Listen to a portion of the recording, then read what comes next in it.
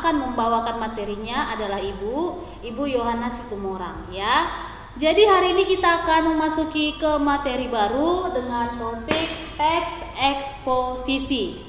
Di materi sebelumnya kita telah mempelajari tentang teks observasi, sudah selesai dan sudah dikerjakan kemarin uji kompetensinya. Sekarang kita masuk ke materi teks eksposisi ya. Kita akan belajar pertama kali tentang pengertian, ciri-ciri dan strukturnya. Lalu kaidah kebahasaannya dan jenis-jenisnya akan kita lanjut di pertemuan berikutnya. Pengertian dari teks eksposisi. Teks eksposisi adalah sebuah paragraf atau karangan yang terkandung di dalamnya sejumlah informasi ya. Sama seperti observasi kemarin mengandung informasi di dalam teks tersebut. Teks eksposisi juga seperti itu. Namun teks observasi adalah kita lakukan dulu sebuah observasi baru kita tuangkan ke dalam suatu teks. Itulah teks laporan hasil observasi. Kalau teks eksposisi ini tidak. Jadi teks eksposisi ini adalah paragraf yang isinya ada informasi. Lalu informasi itu didapat dari mana, Bu? Bisa dari narasumber yang lain, misalnya entah dari internet atau dari pengalaman atau dari pendapat peneliti. Itulah yang dimaksud dengan teks eksposisi yang mengandung informasi. Lalu apa tujuan teks eksposisi ini, Bu? Tujuan teks eksposisi untuk menjelaskan informasi tertentu agar bisa menambah ilmu pengetahuan pembaca ya. Jadi teks eksposisi tujuannya untuk menambah pengetahuan si pembaca. Sehingga dengan membaca teks ini maka pembaca akan mendapatkan pengetahuan secara rinci dari suatu hal atau kejadian. Oke. Jadi teks eksposisi ini sifatnya adalah memberikan informasi untuk menambah pengetahuan pembaca. Kalau teks observasi kemarin juga memberikan informasi ya. Tapi kalau teks laporan hasil observasi itu ada objek yang diteliti. Kalau ini bukan ya. Ini hanya untuk menambahkan informasi.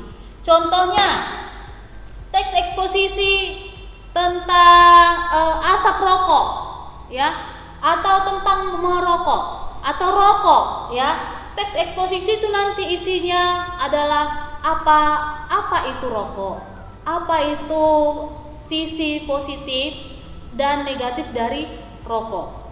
Itu contohnya teks eksposisi. Lalu nanti setelah kamu membaca teks tentang rokok tadi, kamu akan mendapatkan informasi. Oh iya ya, ternyata efek positif dari merokok itu adalah ini. Efek negatifnya adalah si ini. Gitu. Oke, Nak? Lalu di ciri-ciri teks eksposisi, adapun ciri-ciri teks eksposisi yaitu yang pertama gaya informasi yang mengajak.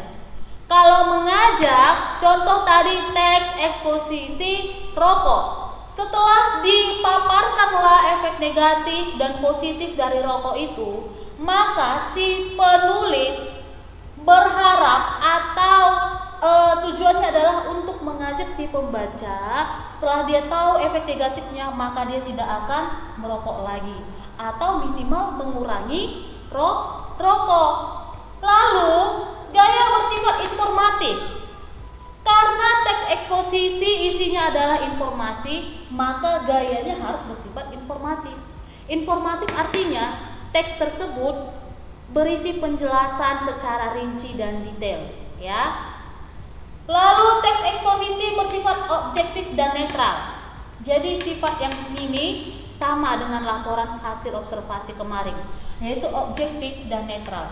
Objektif maksudnya adalah apa yang memang suatu faktanya itu tidak dilebihkan dan tidak dikurangi. Jadi apa yang dilihat, apa yang yang ada, itulah yang dituangkan ke dalam teks. Lalu netral artinya tidak memihak penulis dan tidak memihak si pembaca. Itulah dia, makanya disebut dengan objektif. Oke? Lalu yang keempat, fakta digunakan sebagai alat konkretasi dan kontribusi. Maksudnya alat konkretasi dan kontribusi adalah fakta tersebutlah yang digunakan untuk menyampaikan informasi, sebagai alat untuk menyampaikan informasi, ya. Data-data tersebutlah yang digunakan untuk sebagai penyumbang di dalam teks eksposisi tersebut. Paham? Lalu, penyampaian teksnya secara lugas dan menggunakan bahasa yang baku. Ini masih sama sifatnya dengan teks observasi sebelumnya. Jadi bahasa yang digunakan itu adalah bahasa yang lugas. Kalau bahasa yang lugas berarti dia bermakna apa? Denotatif atau denotasi, bermakna sebenarnya. Jadi tidak ada menggunakan majas hiperbola atau majas metafora atau majas metonimia, nggak ada, ya. Jadi dia menggunakan bahasa yang lugas dan baku. Baku artinya sesuai dengan KBBI. Tidak bisa menggunakan bahasa sehari-hari. Contohnya di teks eksposisi itu ada nanti kata kalian, ya, kalian atau mereka. Kita tidak bisa membuat di teks eksposisi itu dengan kata kalian, ya, dengan bahasa kalian sehari-hari, kalian, untuk menunjukkan kalian. Tapi kita harus menggunakan bahasa yang baku.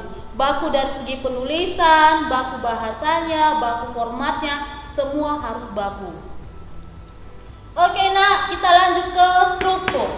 Struktur dari teks eksposisi ada 3. Yang pertama tesis, yang kedua argumentasi, yang ketiga adalah penegasan ulang pendapat.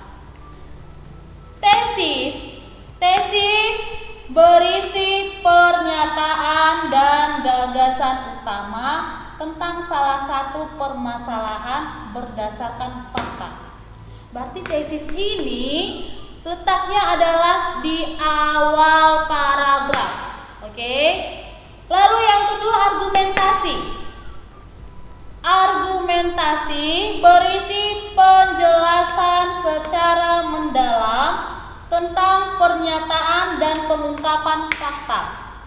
Argumentasi ini adalah pendapat. Berarti setelah tesis di paragraf berikutnya itu adalah argumentasi, berisi penjelasan secara mendalam tentang pernyataan dan pengungkapan fakta. Di argumentasi inilah dipaparkan fakta-faktanya. Contohnya tentang rokok tadi. Di tesis di paragraf pertama akan jelaskan apa itu rokok. Oke. Lalu di paragraf kedua, paragraf selanjutnya argumentasi akan dijelaskanlah rokok itu sebenarnya terdiri dari bahan-bahan apa saja, terbuat dari bahan apa-apa saja. Lalu apa dampak negatif dan dampak positifnya? Itu, ya. Lalu di paragraf selanjutnya di struktur penegasan ulang pendapat, isinya adalah salah satu penguat dari pendapat dan argumen yang ditunjang oleh fakta. Jadi di penegasan ulang ini, ya, di paragraf terakhir akan ada pendapat dari si penulis. Pendapat ini akan disajikan juga fakta untuk menunjang pendapat si penulis itu. Oke. Nah, struktur tesis, argumentasi dan penegasan ulang pendapat ini tidak selamanya juga tesis hanya di paragraf 1, paragraf 2 langsung argumentasi, paragraf 3 langsung penegasan ulang. Tidak, nak. Bisa saja tesisnya ada di paragraf 1. Lalu argumentasi ada di paragraf 2 sampai paragraf 3. Lalu penegasan ulang ada di paragraf 4. Gitu. Jadi lihat juga berapa paragraf ini teksnya, teks eksposisi itu.